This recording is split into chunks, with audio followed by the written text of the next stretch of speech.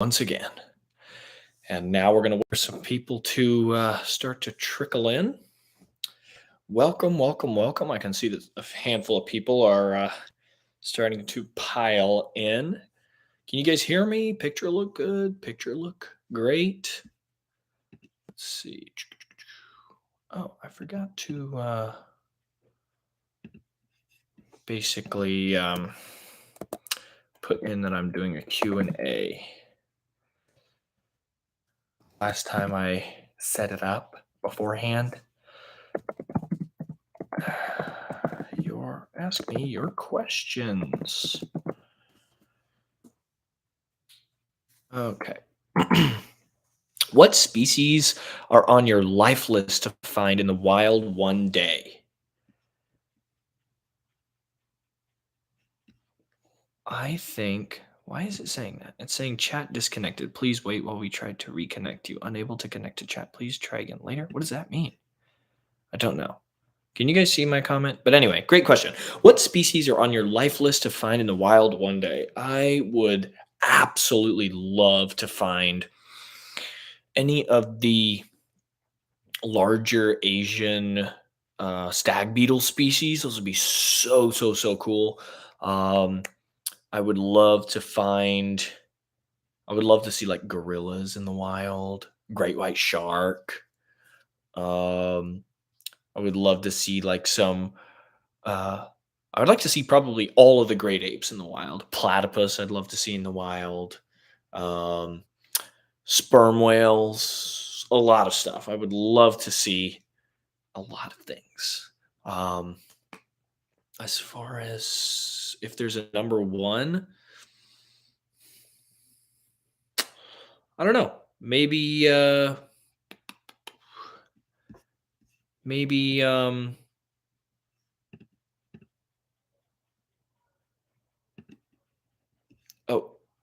oh okay. I think I figured out the comment thing. It was like being weird and I couldn't like see any of your comments. If there had to be one at the top of the list, I'd really love to see a platypus in the wild.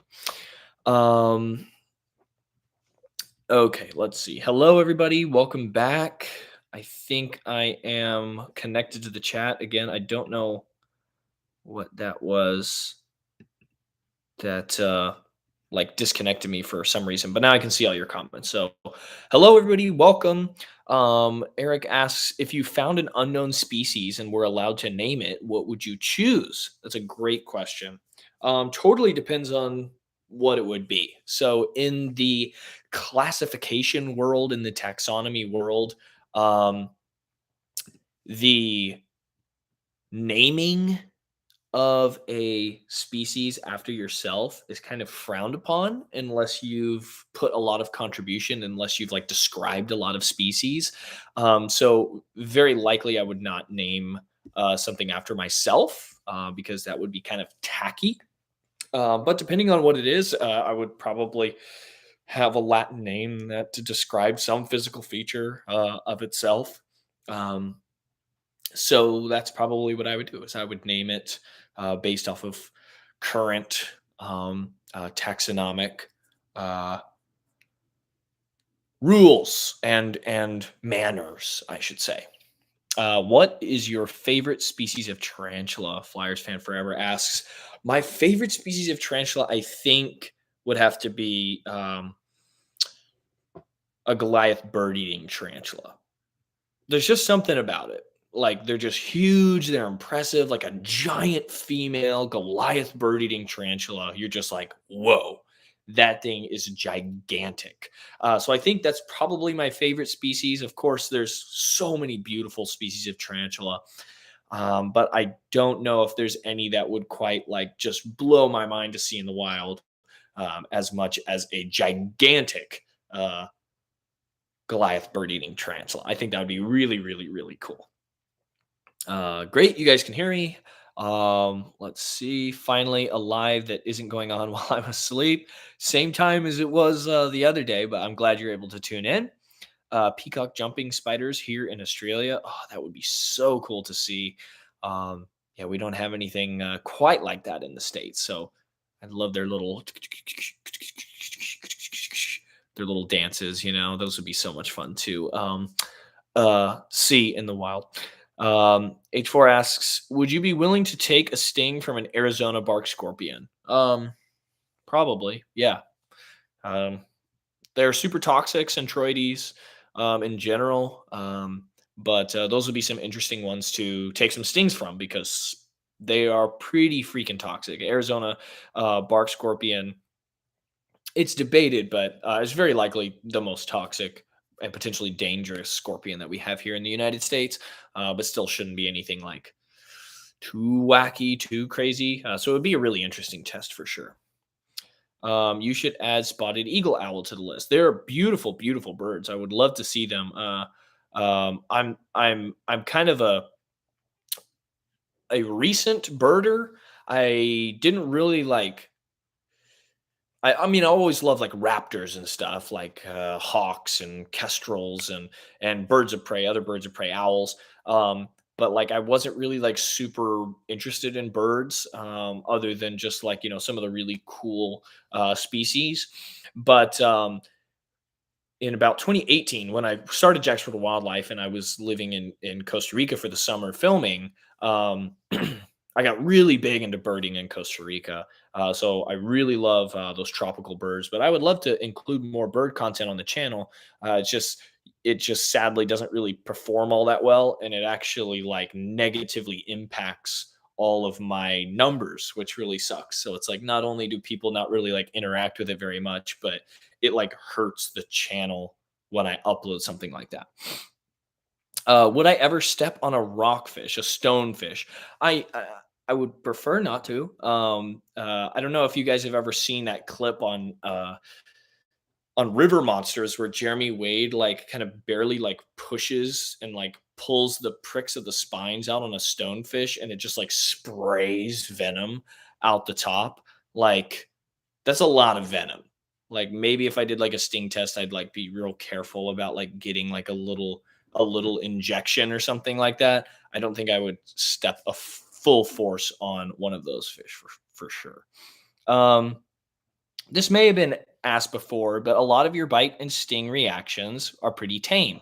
Which one was truly the worst? As far as like initially, it would be Vespa Tropica. That was really painful. I did have to let out a yell because it was just like, wow, it was just shocking how painful that sting was. Um, but overall, like duration and like max pain was definitely the Black Widow bite, because that was like 17 hours where it was just like at the peak of being painful, and then maybe like 2 weeks after that, my arm was like so sore, and I was having to put like liquid bandage on it for just a little bit of pain relief and things like that, or it's like the Band-Aid like topical pain reliever or something like that. I don't remember what it was, but that was horrible, horrible. Would you like to visit the Arctic? Potentially. There's a lot of really interesting mammal life that I could film up there. Polar bears would be awesome to film. Things like killer whales, all sorts of really cool mammalian wildlife. Very cold, but it would be a little. It would be farther down the line in Jacksonville Wildlife, that's for sure. Where do you get all the robotic insects? Roboticinsects.com/, um, realisticbugs.org. Hi from Pittsburgh, PA. Welcome. You ever thought about doing a video on the Dobson fly? Weirdest bug I have ever seen. It's really funny. So every year, except for this year, I've come across Dobson flies, and I'm like, oh, I'll knock out a quick video, and I like set it to the side, or like I'm like, oh, I know it's not going to leave the light trap or something like that. Like one of them will fly in. Like, okay, I'll do a video on it at the end of the night if we don't get anything else. And then like for some reason they just like vanish. So like I've had like two or three like outings where that kind of thing has happened, where I've had a Dobson fly and I was like, okay, got it. And then it just vanished. Emily says the connection is horrible. Is anybody else experiencing any connection issues? That might just be on your end. You can try and like restart your router and rejoin the live stream, or refresh the page maybe. I don't see that anybody else is having any connection trouble. Any ideas for your next sting, bite, etc. style video? Great question. So I'm heading to Florida into this month, and there's a few things that I might take a bite or sting from out there. I can't spoil it though, and I don't know exactly what I'll find, but I can tell you I'm searching for things to be bitten and stung by in Florida. So you'll just have to be patient and wait. Brenda says she doesn't like spiders. I'm sorry to hear that, but I don't understand because spiders are awesome and they're great. Do you think Coyote Peterson put it on when he gets bitten by different inverts, like rolling about on the floor and crying? Well, Philip, in short, yes, to a very large extent. I talked about this on my previous live stream. I think that one of the biggest factors in being stung or bitten by something is surprise. Like, yeah, if a bullet ant like crawled up my shirt and I was just hiking along and wasn't expecting anything and then stung the crap out of me, yeah, I would be jumping up and down. I'd be freaking out because you don't know what just happened. It is a pain, a severe pain, and you don't know, are there more? Are you going to get stung again? Like there's panic, there's surprise, all of those factors I think make these sting incidents so much bigger. And so when you're just going like, okay, I know this is going to hurt. I've been stung by a lot of these types of things before. I know kind of what to compare it to. I'm literally going 3, 2, 1. You know it's going to hurt, and you push it to your skin. What does it do? It hurts. For me, like a lot of people say, "Oh, well, you're just putting on a show." Like, yeah, Coyote might be overreacting a little bit, but you go way too far the other way. You're trying to be tough. You're trying to be whatever. For me, Coyote has said, Justin Schmidt has said that the only way to deal with these stings is to roll around on the ground and scream until the pain is over. So for me, if the sting doesn't physically make me lose all bodily autonomy, if it's not like so painful that it's going to make me roll around and scream, if I can still talk through it, if I can still be composed through it, then I'm going to be, because that's not true. If you're saying that, oh, if you get stung by a tarantula hawk wasp, the only way to deal with it is to roll around and scream because that's how painful it is. I'm like, to me, that doesn't make sense, because I think, yes, it's painful. Of course, you wouldn't want to just elect to be stung by a lot of these things, like a bullet ant. I wouldn't want to get stung by surprise. No, it's painful. It hurts. Vespa tropica, a whole colony of those, man, that would ruin your month. That would be horrible. But I think like there's definitely a threshold within the human pain receiving spectrum of, if something is that painful, I feel like your body would just go into shock. Like your body would just go into shock. Like people get like shot and their body will go into shock. And then they'll be like, oh, why am I bleeding? Oh, I got shot. Yes, people can experience pain too. But if something is that painful, your brain can just, okay, you get drive that adrenaline up, your body goes into shock and you could pass out, or you just are not, your body just turns that pain off to protect you. You protect your brain from being overloaded. So I think, yes, a very long way of saying he hands it up. And it works well for him because, I mean, he's an incredibly popular YouTube channel. What insect are you most cautious of? That's a great question. Oh, also hi to Rolexi. Um, I don't know. There's few insects that I'm like, ooh, very, like there's not a lot of like really dangerous insects. We've got a video coming out about a pretty significantly dangerous, potentially deadly insect. Not this Friday, but coming next Friday. But I would say the insects I'm most cautious of or around are carnivorous katydids, because they always want to just like bite really hard. So you can see that in my carnivorous katydid videos. I'm always like, please don't bite, because they can, I mean, really, they can just cut through your skin. They've got super sharp, powerful mandibles. So I'd say carnivorous katydids of varying variety. Have you ever met or been contacted by Coyote Peterson? I've not met him, nor have I been contacted by him. I know personally that he has seen my videos, that his team have seen my videos. I have a friend of mine who is working as an intern at Brave Wilderness. I don't really have that much against the people at Brave Wilderness. They do inspire a lot of people, inspire a lot of kids. They've got a really big reach. I just would have done things a lot differently, especially at the startup. They've done some things that I don't agree with and I don't approve of, and they've spread a little bit of misinformation and fear mongering, which I don't agree with. But they have, of course, inspired a lot of children. I don't think I would ever do like, excuse me, I don't think I would ever do like a collaboration or anything like that. I have a lot of mutual friends with Mario. Who is like the leading biologist for Brave Wilderness. I've only heard great things about Mario. As far as Coyote Peterson goes, I feel like I would just be kind of like overstimulated to be in a video with him. He just puts on a lot of I mean I try and be engaging and entertaining in my videos, but I just feel like I'd be like, man, Coyote, can you just calm down just a few minutes so we can get through this video? Let's see here. I'm trying to see what this is in reference to. We have them in California, 2 different kinds. I see in my backyard jumping spiders eat. That's awesome. Oh no, I'm losing my spot. Sometimes when I'm like scrolling in the chat, it like jumps down to the bottom when new people comment. Have you ever been up in the Smoky Mountains and explored the critters here yet? If not, do. I have only driven through the Smokies. I would love to get out there. Amazing diversity of salamanders, fish, trees, all through that Appalachia kind of region. I would love to get out to the Smoky Mountains. That is a place that's high on my list. Do you have antidotes for all these stings and bites? I absolutely do not. Most of them, there's no reason to. They're not medically significant.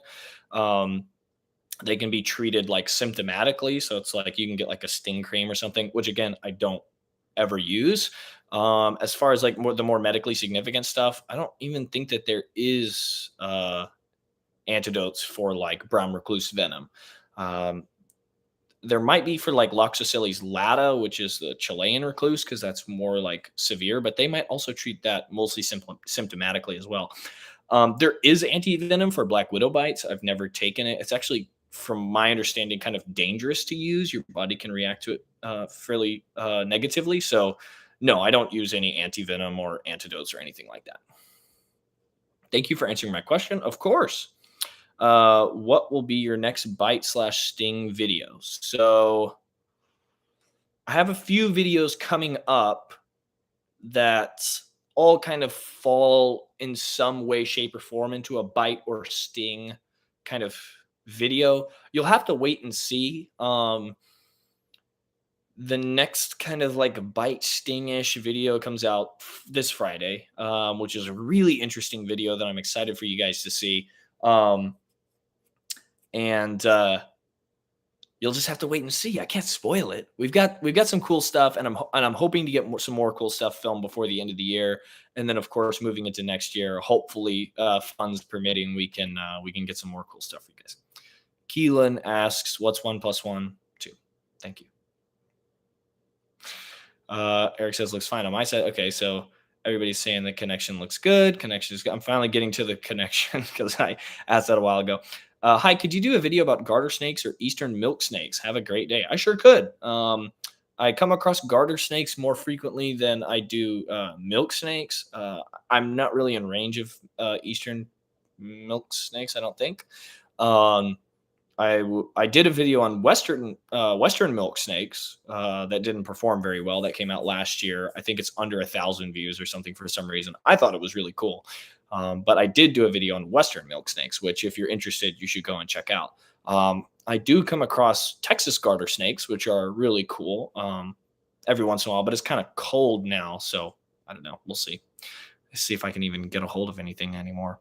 Hello, my friend from Phoenix, Arizona. Hope all is well. Hello to you too.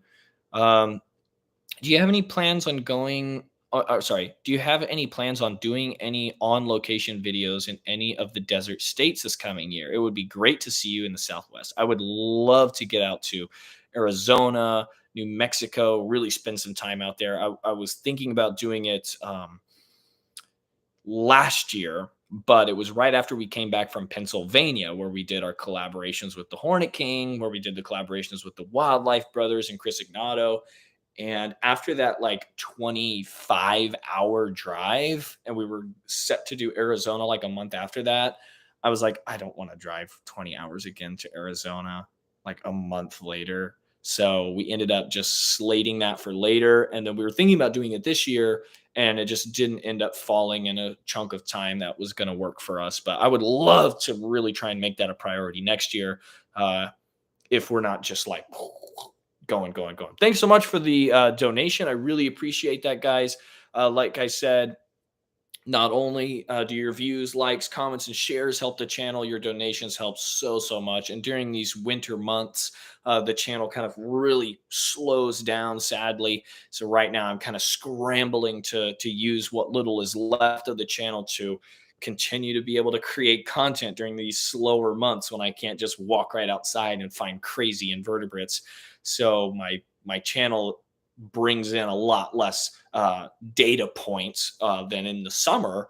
And then at the same time, I have to spend more money and more time going to farther places that are still warm, that still have a lot of activity of reptiles and invertebrates in order to create content. So it's kind of like a perfect storm of kicking me while I'm down. So I really appreciate donations. I'm also really trying hard to add more exclusive content for our members and patrons to kind of incentivize you guys as well to help support the channel in that way too, because it really helps me. Because then even if our views are down for whatever reason, if the algorithm is just hating on us that month or that day or whatever, then we still have a residual chunk that we can use to kind of have backup money to still be able to film videos. So I really appreciate that donation. Thank you so much. Um, Hi, how's it going? I like spiders and snakes. So do I. They're so cool. Come to Ontario to find reptiles. I really enjoyed getting up to Canada. I was only able to go for a short amount of time in 2019. It's a very beautiful place. I think for me, my bigger targets would be like the mammals and stuff. You know, filming bears and moose and whales if I get out to the coast and things like that. Uh, Oh, sorry. I'm just now seeing. Let me respond to this donation comment first. Have you spent much time in the Washington State area? Is there any particular critter that piques your interest in that region? Love your stuff. Thanks so much, Terrell. I actually have only ever kind of passed through Washington. So I passed through Washington back in 2019 on my way up to Alaska and Canada. There's so many like really unique kind of like temperate rainforest habitat in Washington, where you just have these huge trees and all these ferns. There's a ton of really cool salamander species that I would love to kind of heavily target in Washington State. Should I really get out there and do a proper production trip? As well, I would love to see whales, orca whales, transient and resident orca whales uh, are just some of my favorite animals in the world. So any kind of whale watching and stuff I can do while I'm out in the Pacific Northwest would be high on my list. But yeah, absolutely. And once again, thank you so much for that donation. So let me get back up to where I was. Okay, Betty asks, what sting is worse, the executioner wasp, the bullet ant, or the velvet ant? So I think that executioner wasp and bullet ant were very like similar, like right at the initial sting, like both very intense, very painful, pretty immediate. But the bullet ant lasted much longer, not necessarily pain wise, but like it was really sore, it was really inflamed, it was like really like sore to the touch and like sweaty and stuff like that. So I think what sting is worse, I would probably still say bullet ant. Of course, executioner was very painful. Velvet ant also was very painful. But the velvet ant and the executioner wasp, the pain kind of almost immediately starts to go away.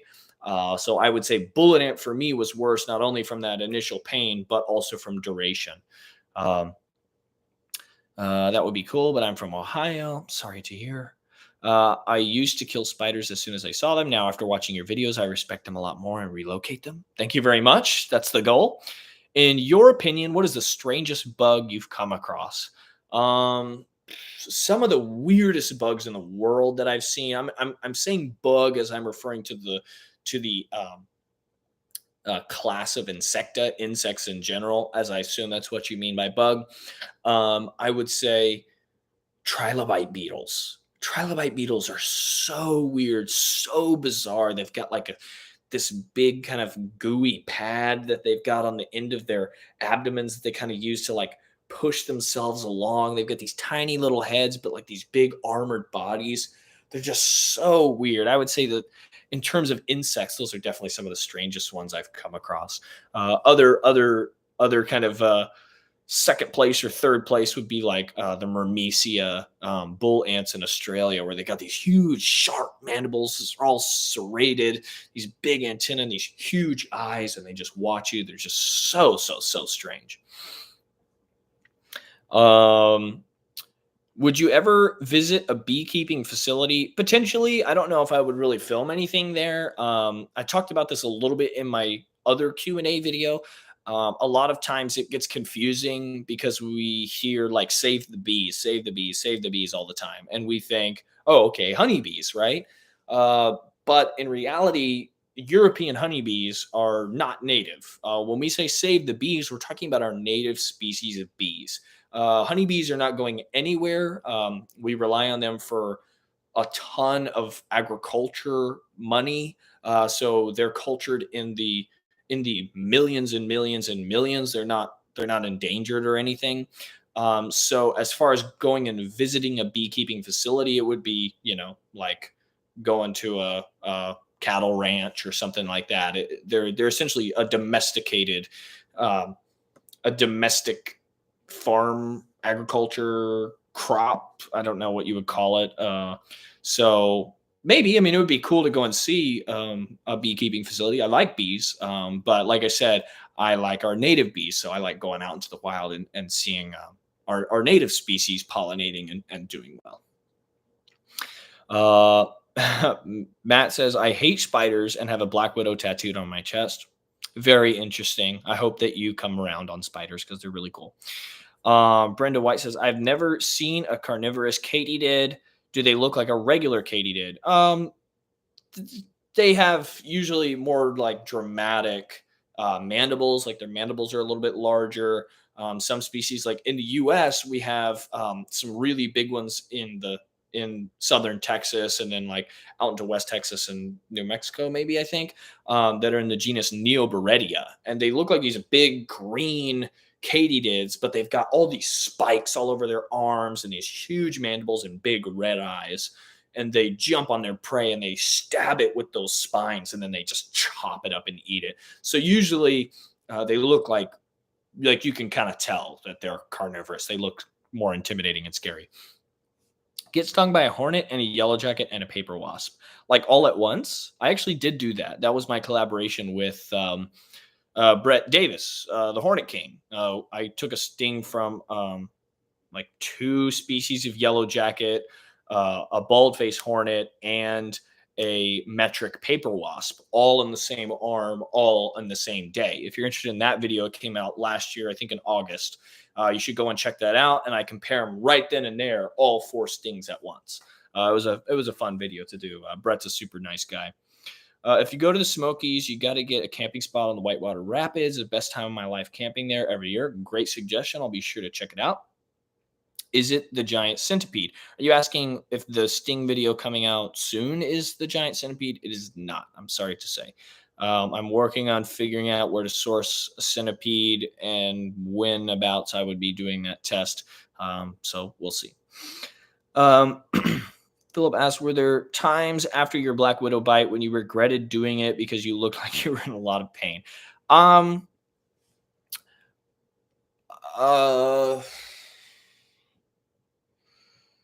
I don't know if I ever like regretted doing it. I regretted holding it on there for so long because that like kind of made it an inaccurate test and made it a lot worse for me. In terms of like regretting to do these bites and stings, like it's an experience, and I'm like recording something that like other people haven't really done before or seen before. So I don't usually like regret the experience in and of itself. I'm usually like, okay, that really sucked. I don't want to do it again, but I'm like I'm okay with having had done it. Jerry says, "Oh hi, oh hi" to Jerry. Um, let's see what our next question is. Guys, let's try and keep it mostly focused on like Jack's for the Wildlife stuff. You guys don't need to really know my political or religious affiliations to enjoy the content. In fact, I'll speak to it a little bit here. Jack's for Wildlife. My goal is to be able to connect with people from any walk of life, any political affiliation, any religion, any social status, any all people, because I believe that it's only through exciting people and connecting people to the natural world, all people, to the natural world, that we can start to reverse a lot of the damage that we as a species have done. So I don't like to really get into many things that are polarizing in the sense of like a personal beliefs and things like that. But so I'm not going to answer that question for you all today. I'm sorry. Cowgirl Archer, thank you so much for the $2 donation. I really appreciate that. Like I said, guys, your donations make it so much easier to go out and film stuff. As of right now, the majority of my traveling is funded by my other business. We did have a really good year this year. We were able to pay for a lot of our really expensive trips, but Thailand was a very expensive trip. We went to Costa Rica as well. So we've had a lot of traveling this year. We're still traveling into the end of this year and into next. So any donations, any support that you guys give us is fantastic. So thank you so much. Let's see. Perfect. I've looked for black widows so many times and I've never found one here in Michigan. I don't know if they are super rare or I am just blind. So black widows are kind of interesting because they kind of exist in these little like pocket populations. So like if you find an area where they're like there, um, they can be quite prevalent and quite common in that specific area. But then you could go, a city over and you don't see any of them. I would suggest downloading iNaturalist, which is a phone app where people can upload observations. Oh, sorry. That was really loud. It should be on Do Not Disturb. I don't know why that's coming through. Um, sorry about that, folks. So you can download iNaturalist and you can search black widow spider. You can search Latrodectus and you can kind of see where you are on the map and you can see pinpoints of where people have observed these spiders. So you can say, oh, okay, this city here has got a lot of reports of these spiders. So I'm going to go to a park here, flip some logs, flip some rocks, checking some storm drains or something. And you might just be able to find those spiders. So it can be tricky when you're kind of learning how to find these animals. But like I said, they are very densely populated in areas where they're found. Okay, this is a very creative question. I like this. Joe asks, okay, going to get a little crazy here. If you were shrunk down to the size of a cockroach, what kind of invertebrate would you be most afraid of running into? I think that the answer here should be quite obvious: a giant centipede. I feel like I could maybe like avoid getting eaten by a lot of other carnivorous invertebrates. I don't think that there's anything I could do against a giant centipede. They just are so fast, lightning fast. They'll just like grab you and then they'll like hold you with all their front legs and just start to just envenomate you with their modified forelimbs and just chew you up and eat you. And it would be a horrible way to go. And I would not survive. So I would say giant centipede. If I was the size of a cockroach, that would be my nightmare. I like birds. In fact, I love birds. That's great. I love birds too. Have you ever kept a specific animal that is hard to get and felt nervous or concerned if something were to go wrong during its care? Um, yeah, I've like kept like some more like rarer like ants and stuff like that, and sadly some of them died, and trying to like figure out how to perfectly care for stuff that's really really sensitive. As right now, like my husbandry is pretty good, so I don't really lose any animals anymore. Um, But yeah, like years and years ago when I was first starting out, when there wasn't a lot of information on the internet about keeping some of these species, or I couldn't find it, it was very stressful or concerning to try and uh, keep these animals properly because so many animals can be difficult, especially like when you're a kid and like your parents don't really understand like what you need, and so you're like you have a bug and they're like here's like a little Tupperware or something, but like you need probably a full enclosure. You need to have like humidity. You need to be able to like monitor all these different things. So now when I keep animals, I try and keep them in naturalistic enclosures so that they can kind of decide if they're feeling too wet or too dry. They can move. If they're feeling too cold or too hot, they can find a new spot in the tank to kind of meet those needs like they would be able to in the wild. But yeah, so a few years ago, it was definitely stressful for me to be like, oh, I hope I don't mess this up. I hope I can keep these guys alive. Jack, I don't have enough time to watch the stream, but I have something to say. Thanks for your content. You're great, and you should get more attention. Much love from Germany. Thank you so much. Um, I really, really appreciate that. Don't get stung by a stonefish. I'm not really planning on it. A few people have asked me, but it doesn't sound very pleasant. Thanks for your informative content, Jack, from Oz myself. And I agree. Love Myrmecia. I own various colonies at the moment, Brevinota being the most impressive in size. Brevinota is a beautiful species, very big, very impressive. I wish I could keep Myrmecia here, but technically not allowed to have exotic ants.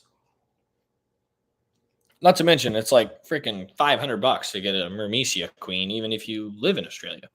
It's past midnight in Ireland. Oh, that's pretty late. Patrick asks, is Steve Irwin a hero of yours? I heard a stingray sting is so painful. Thought about getting one. Steve Irwin is definitely a hero, definitely a big inspiration of my work. I loved watching Steve Irwin as a kid, Crocodile Hunter as a kid.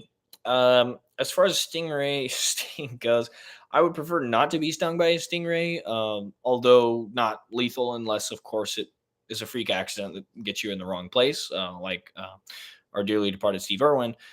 It's just very painful, and the barbs are very large, serrated. They're covered in like a venomous, irritating mucus. So it is horrible, a horrible pain.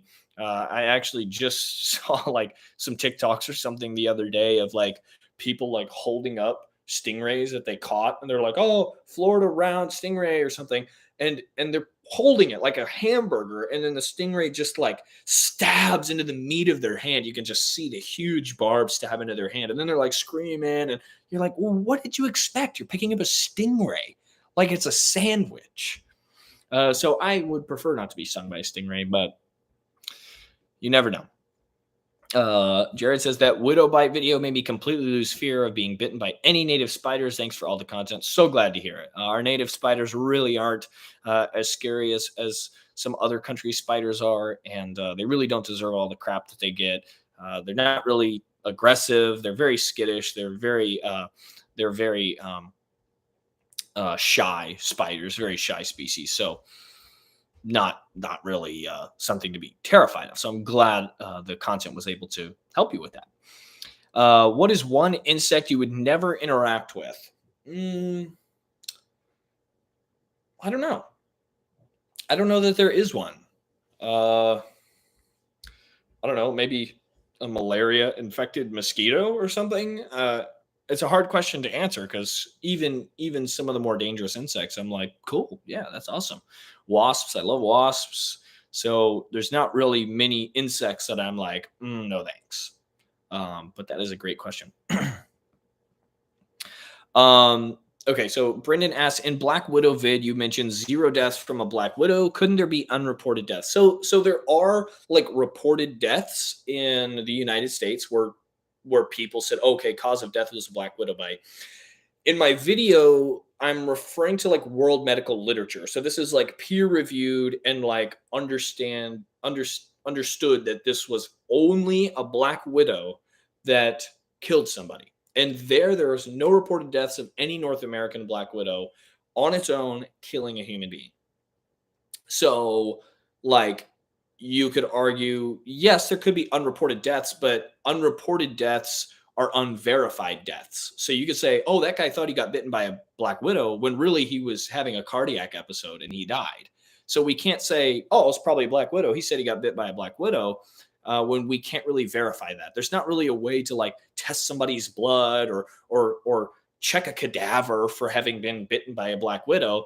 So unless you can properly verify that the black widow was the singular cause of death and not just like somebody's body freaking out and their immune system going way into overdrive and button heads with other like morbidities or other issues, then you can't say that it was just a black widow bite. So actually, in the world, there's very few deaths from Latrodectus, the genus of widow spiders, in total. So all the species all over the world. So the Mediterranean widow, I know for sure, has a verified case of death that's attributed directly to that widow spider in world medical literature. So it's widely accepted that that was the case. As far as our native black widows go, it is extremely unlikely for a bite from a black widow to result in a life-threatening situation for the average human being. Of course, very, very, very small children getting a very big dose. Of course, you should go to the hospital. Anybody should go to the hospital just for pain management. It's very painful and very uncomfortable. Or older people or people that have underlying health issues like heart issues, liver issues, kidney issues, things like that, where your body trying to process, filter out, and get rid of the venom can be even more physically damaged because you have these other issues. But that's a great question. I've seen giant centipedes in Hawaii. I observed them from a distance. That is the giant Pacific centipede, Scolopendra subspinipes, and maybe I'll find some next year. We'll see. Who knows? Who knows where I'm going that I could find giant centipedes of that species? We'll have to see.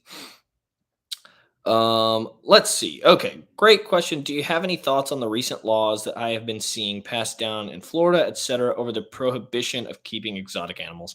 So, from my thank you so much, Cowgirl Archer, once again. Um, okay, so this is a polarizing issue, right? Which I said I don't like to talk about very much, but I am going to talk about this because it's conservation. It's a conservation risk. So, as we all know, Florida is riddled with invasive species. And although not all of these are escape pets, a very large amount of them are escape pets.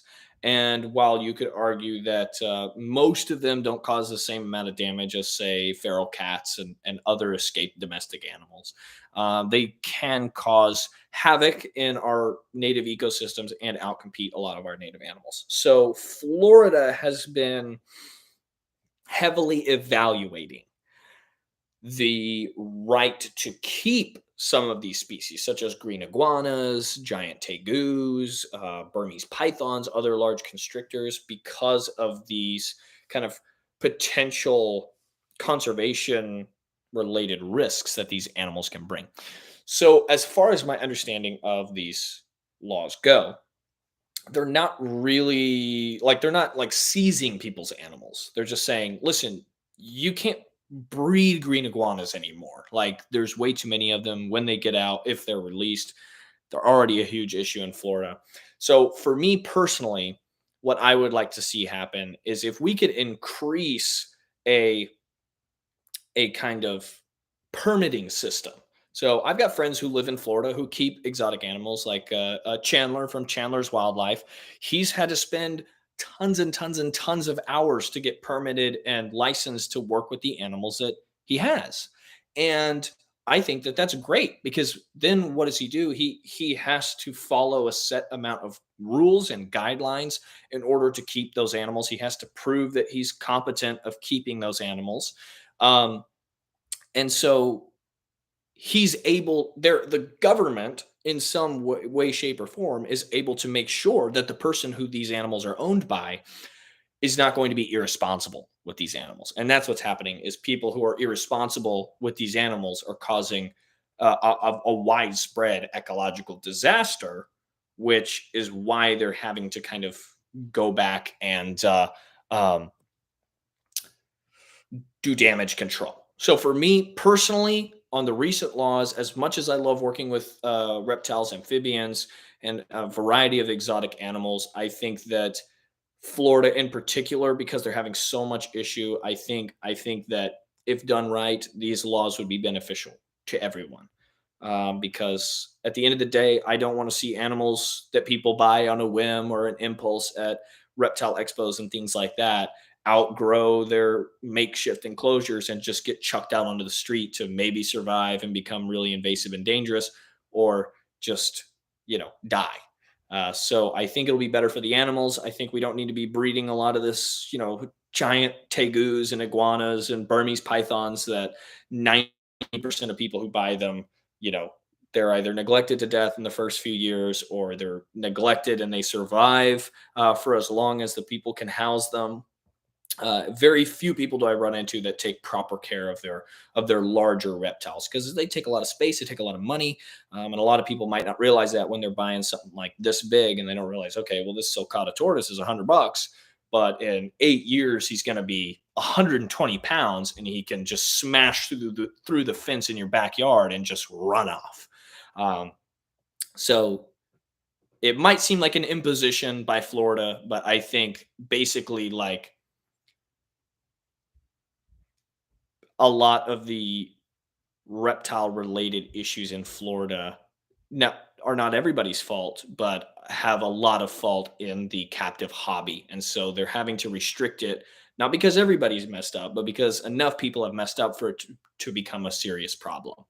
So it's just kind of like that's what happens. So it's unfortunate. I just moved to Florida. The diversity on my property is incredible. I'm in heaven. Found a huntsman over 4 inches across. Would you be willing to take a bite to dispel the fear of those wonderful spiders? I would. In fact, on our trip to Florida, we might just find Heteropoda venatoria and just a bite if we can come across one. But we'll see. Betty asks, if you saw a spotted lanternfly, would you kill it? Dunzo. That thing is gone. I did spot a spotted lanternfly with the Wildlife Brothers in our salamander adventure video, and we stomped it on camera because Judge for Wildlife does not tolerate invasive species. So we took care of it. What's your favorite animal? Great question. Almost impossible to answer. I love so many animals. I love great apes, specifically like orangutans, gorillas. I love monotremes like echidnas, platypus, um, king cobras, aquatic coral snake, Malaysian blue coral snake, eastern hognose snake, mud snakes, jaguars, tigers, elephants. Man, I just love it all. I can't. It's so hard to pick a favorite. Pangolins, they're all so cool. I just love animals so much. Any from that list, I would say, yeah, sure, that could be my favorite. Uh, hey there, curious on your personal favorite lycosid species, which are wolf spiders for anyone curious. That one's kind of a hard one to answer. I really really like some of like the burrowing wolf spiders. I think they look really really cool, and they're really really interesting, like ecologically speaking.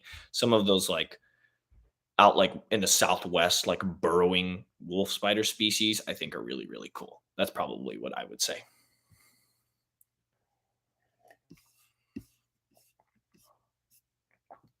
All right, let's see. Is it true that baby snakes inject more venom? And if so, because they don't know the capabilities, LOL, or because they're smaller defending themselves? Great question. Actually, I just answered that in my Copperhead Venom versus Blood video that just came out, a collaboration with Spencer from My Wild Backyard.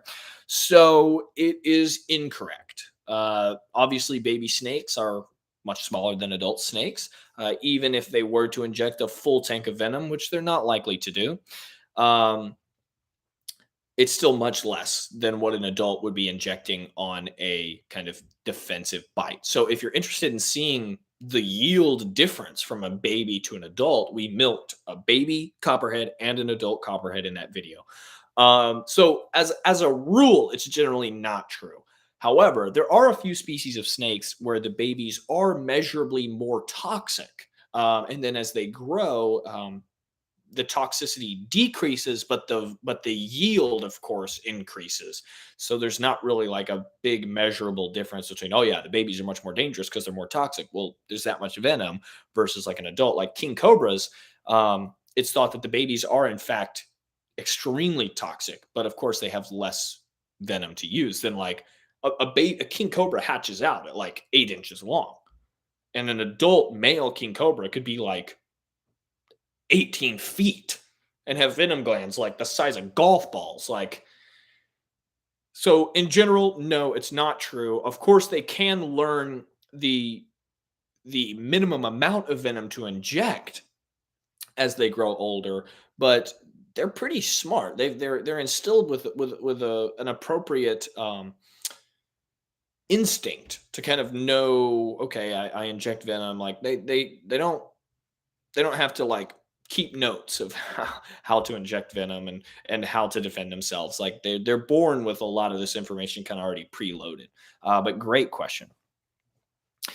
Patrick says, "You got guts, man. I'm still scared of wasps and yellow jackets. Love them so much." Okay, once again, let's try and keep it to animals and Jacksonville wildlife. I'm not going to answer these like religious people group questions, which I assume is what you're talking about. My dream location to travel is Papua New Guinea. Have you any plans on going there yourself? I would love to go to Papua New Guinea. It is a fascinating place, an amazing region. There's so much amazing endemic wildlife in Papua New Guinea. Uh, I know a few people who have been. It's just an expensive place to get to. It's all the way around the world. But maybe in the future, if I can get out there, I would just love to see what Papua New Guinea has to offer. That is a great dream location to go to. It is a fascinating place with some amazing wildlife and landscape and flora and the whole nine yards. Have you ever seen an ant death spiral firsthand? Um, I don't think so. I have seen quite a few like army ant species which use pheromones to move. I don't feel like I've seen any actual ant death spirals. So for those who don't know, sometimes these army ants, which are either completely or totally, are either partially or completely blind, they follow pheromone trails left by the other ants, and that's how they kind of move around. Sometimes these trails connect, and then these ants just run in a circle until they die because they think that they're getting somewhere because they're just following that smell. So I actually haven't ever observed that personally. River Rack says, yeah, Geolycosis species are really rad. Thanks for the answer. Yeah, no problem. I think they're really cool. I've seen some really cool colored ones. I wish there were more like in my area. I just have like the regulars. um, are you familiar with the behavioral ecologist Dr. Linda S. Rayer? I am actually not. What does she study? I would love to hear more about her. She sounds fascinating. I love behavioral ecology, so I would love to see something like that. Sup? What's going on? Colored Giga Chad. Um, Jared says Indian cobras are really cool too, but I'm glad I don't always have to check my shoes here. That's definitely nice. Yeah, so I was able to take care of some cobras for a buddy of mine earlier today. So I've had my cobra fill for the day. King cobras get 18 feet, yes, and they can potentially even get larger. They are super huge, very big, and very large. They're the longest venomous snake in the world, and they are impressive. Impressive. Christian C says, Jack, you're the best. Very underrated. I appreciate that, Christian. Um, I'm catching up, but I respect you for staying away from polarizing topics, especially politics. I don't think that should even matter on a channel about wildlife. Yes, I agree. I try and keep everything as I say neutral as possible, just so that we can. I mean, it's everybody's planet. Like my goal is conservation. My goal is education. Of course, there are certain uh, political things that affect things like conservation and things like that. And of course, the channel is in support of whatever it will take to conserve our wild areas and protect our wildlife, because that's the mission. We want to restore the planet. We want to fix the damage that's done. But yes, we stay away from as many polarizing topics as we can, unless, of course, I'm saying, oh, these spiders are not that dangerous, and here's why. Or we're saying, oh, is a kissing bug deadly or is it not?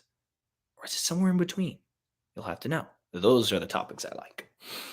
I just want to thank you for curing me of my fear of spiders and other insects. I'm glad to hear that, Robbie. That's what I'm here for. Betty says, at school, I picked up a Western yellow jacket barehanded without getting stung. My friends are surprised. You'd be surprised. Wasps are really pretty chill. Spencer says, hello there, General Kenobi. Welcome, Spencer. What do you think the most venomous spiders are in the world? I would say, in one way, shape, or form, I would say the same ones that people normally know. Sydney funnel web, that's a very toxic species. Phoenutria fera, Brazilian wandering spider, fairly toxic species. Um, some of the saccharids, like the six-eyed sand spiders, melt the organs out of your butt if you're not careful. Loxosceles lata, that's a very toxic species of Loxosceles. Of course, a lot of the Latronectus, a lot of the widow spiders are also very, very toxic as well.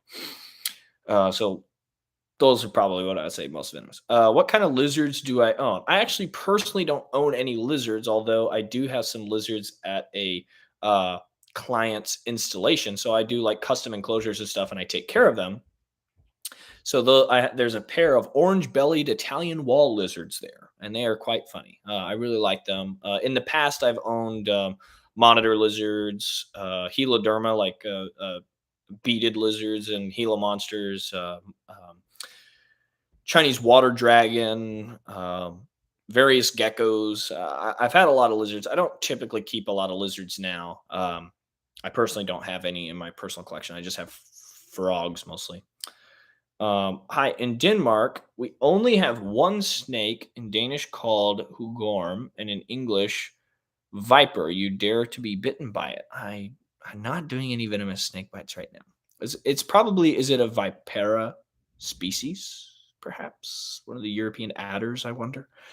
Dr. Linda S. Rayer studies arachnids. She's always featured on Bug Wars. I don't watch Bug Wars, so I don't know who she is, but I'll have to search her up. Which animal you handled has the largest thingy? I don't actually know.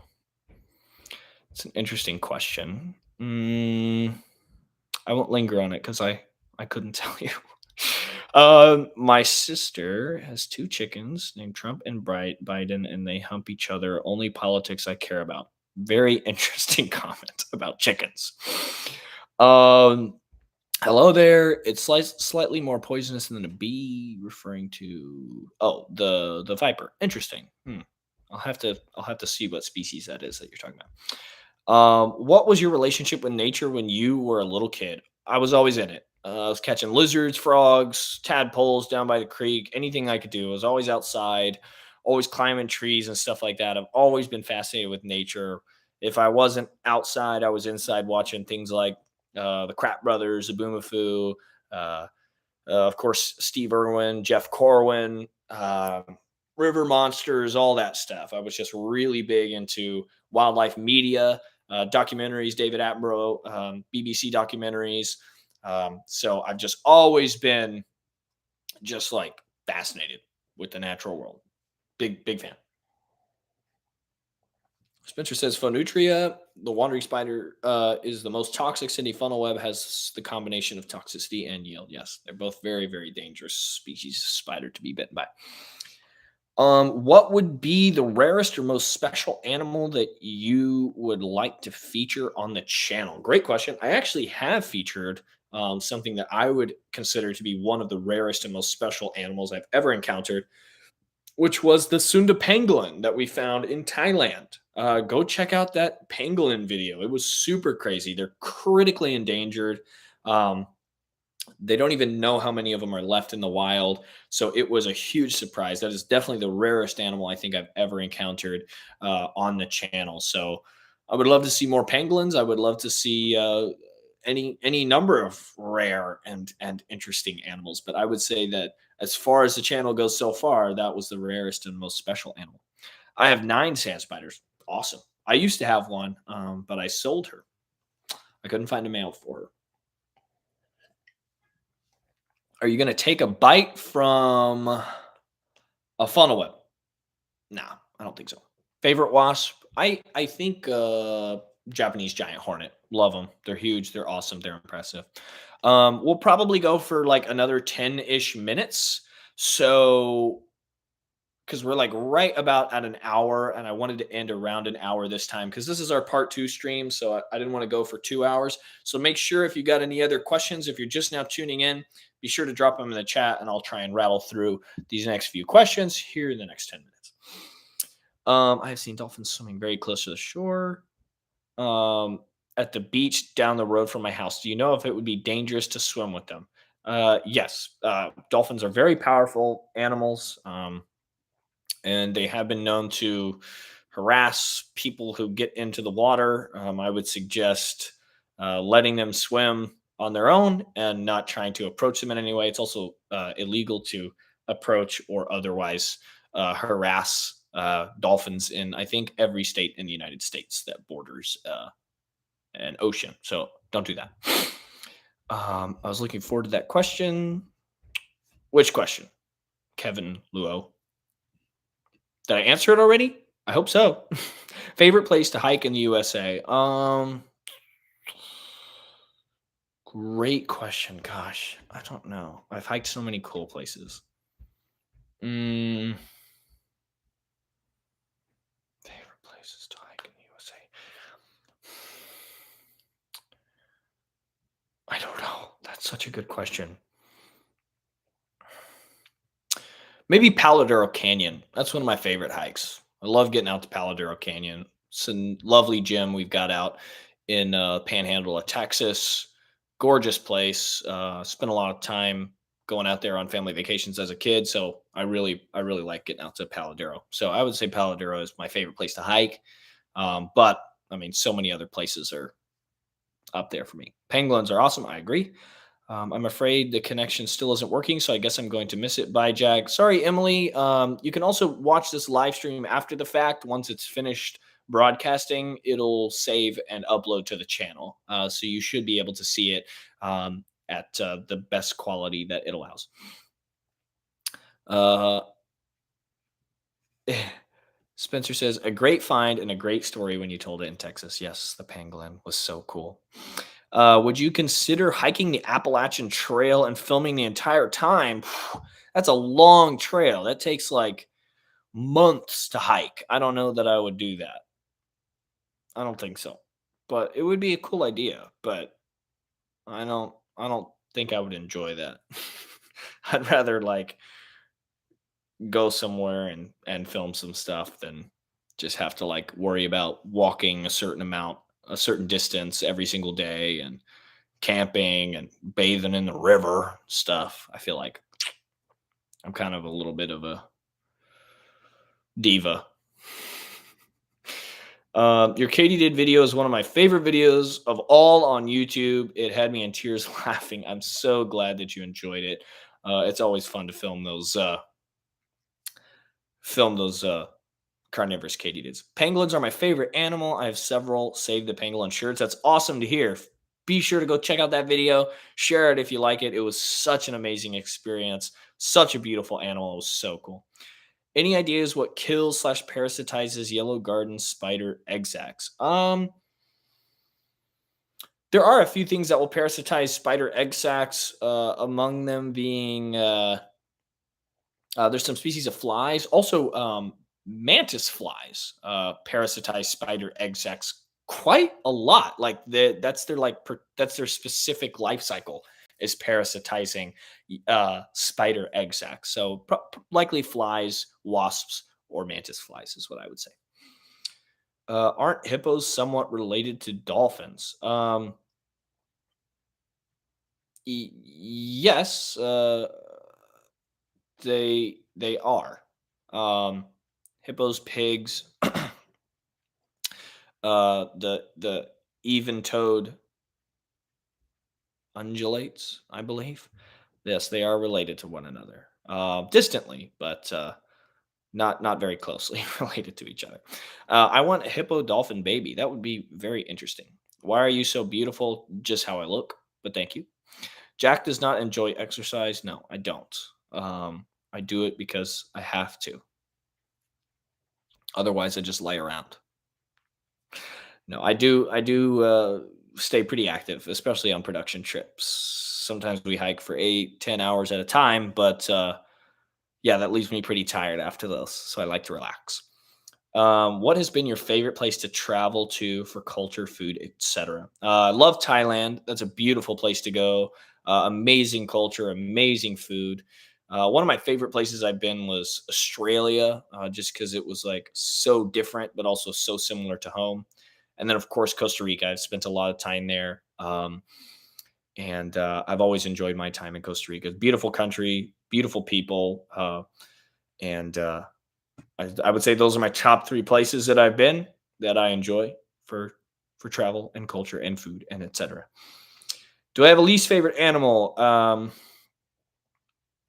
Yes, a hagfish. Ugh, gross. It's a jawless fish that lives in the bottom of the ocean, and it just sucks the meat off of dead whale carcasses that sink all the way to the bottom, and it just looks gross. I don't know what it is. I can't explain it. I don't know why I think it's so disgusting.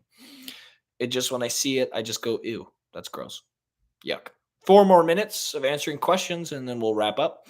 Um, Spencer asked, when is Gage, my cameraman, taking Hero's bite? I don't know. He would probably do it if I do it. He's like that. He's like, yeah, yeah. If you do it, I'll do it. Yeah, I don't care. So maybe when we get the Hero's bite filmed, maybe we'll have the extended cut where Gage takes a sting. I've done that before with some of my other videos, and people seem to like it because then I don't get as many people like, you have a really high pain tolerance. You shouldn't be making fun of Coyote like that. And I'm like, well, my cameraman also got bit by it, and he said it was fine. So that's 2 people right here versus Coyote's word. But okay, whatever.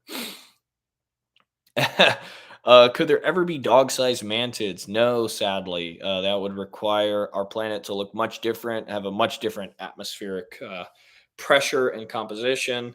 Would be cool, but I don't think they'd be able to support their weight or breathe properly. Well, they definitely wouldn't be in our current uh, state of the world, um, our current atmosphere and gravity and all that jazz. Maybe on another planet, but not here. Dan says he doesn't need exercise. The bites make him sweat. Exactly. Gets rid of all my toxins. No, your least favorite is a mosquito. Honestly, I do not like hagfish more than mosquitoes. Mosquitoes, I'm like, ew, don't bite me. That's annoying. Like they're always buzzing around me. But I seriously, hagfish, I don't like more than mosquitoes. I honestly don't even mind mosquitoes half the time. Silverback versus grizzly. What animal wins? My brain says grizzly, but gorillas are cool. I agree, gorillas are cool, but very likely a grizzly bear would be able to destroy a gorilla because gorillas, while very strong, don't have the same arsenal as a grizzly bear does, and a gorilla using like blunt force to try and fight a grizzly bear. That's all just getting absorbed in that muscle and fat, and a grizzly just has to like tackle a gorilla and just bite its neck and it's over. So sadly, I say grizzly wins.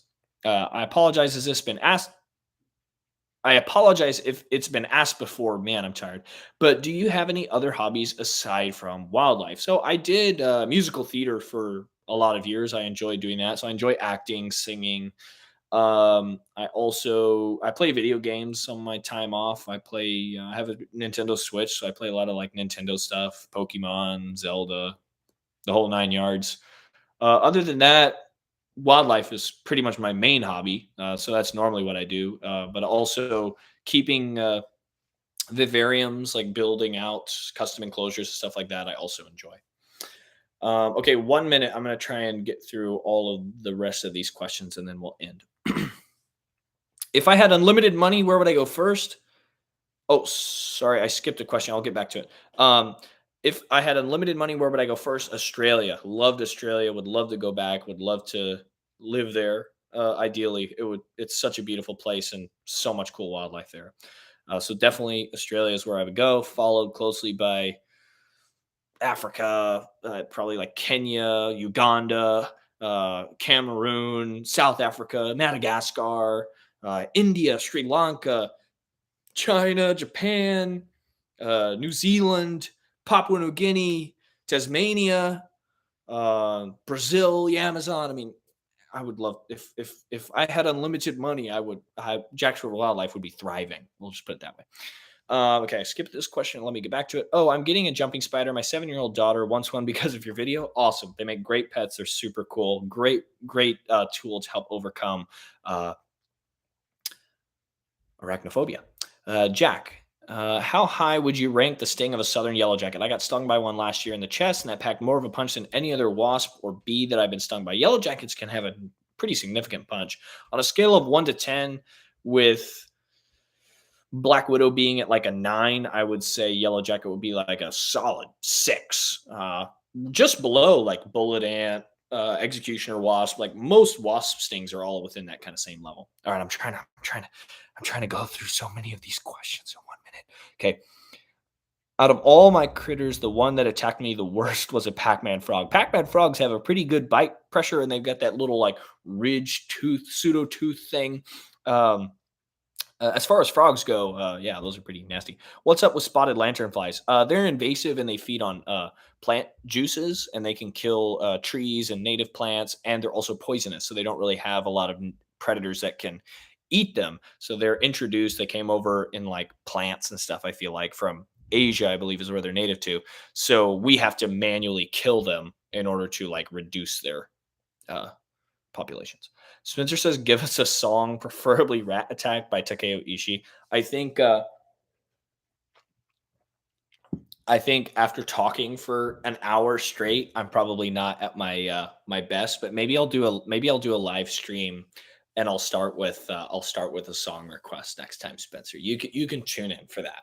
You can tune in. You heard me sing plenty when you came down to Texas, so are you looking forward to Pokemon Scarlet and Violet tomorrow then? Of course. I've got it pre-ordered. It's going to download to my Switch and I'm going to play it.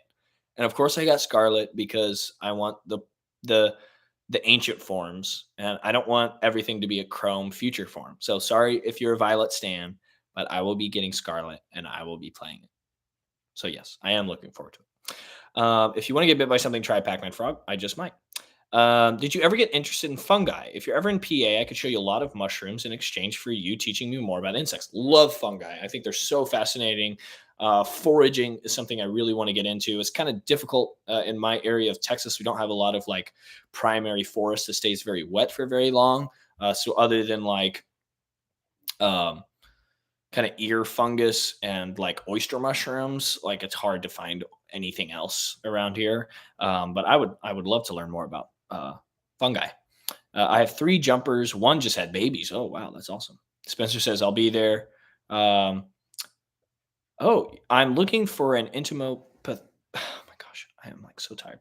I'm looking for an entomopathogenic fungus pathogenic fungus that can mitigate spotted lanternflies. That'd be really cool. Like a cordyceps that's like specific to spotted lanternflies. That would be really interesting. I wonder if that could be like genetically engineered. Okay, good. I'm glad that you agree that the crown designs look weird and unnatural. But we're over time today. But I just wanted to thank you all for tuning in. Thank you for everybody who donated in the chat. I really appreciate that. So we're gonna end our live stream here. I hope that you all enjoyed getting to kind of pick my brain a little bit, ask these questions, and I hope that some of you that weren't able to join our live stream just a few days ago were able to tune in and uh, have fun and hang out. I enjoyed my time with you all. So thank you guys so much for tuning in today. We've got some great videos coming out. I edited 3 videos yesterday. So they are on the channel, scheduled, ready to start dropping while I will be out of town filming more videos. So stay tuned for those. Of course, if you haven't watched some of the recent videos, we had an amazing jumping spider video just come out. We had an awesome venom versus blood test. We had some really, really cool invert content. We got some great invert content coming up. Be sure to check out those recent videos, and I hope that you guys will enjoy them. So, thanks everybody for tuning in. I hope you enjoyed our time together, and I will have to bid you adieu. So, um, I will see you on Friday when we do the premiere of this Friday's video. Should I tell you what it's going to be? All right, whoever's left, the video this Friday that's coming out is about scorpion flies. They're super strange, very interesting, and we're going to see if it will sting me or not. So tune in for that. It'll be really interesting. So thank you all for watching. See you next time. Hope you enjoyed that little extra little piece of information. And I'll see you Friday when we upload that video. So thank you all for tuning in. Hope you have a great night. And I will see you next time. Yes, you did. You got here just at the end of the live stream. But I will see you all in the live chat of the premiere Friday morning, 10 a.m. Central Time. Thank you. Goodbye.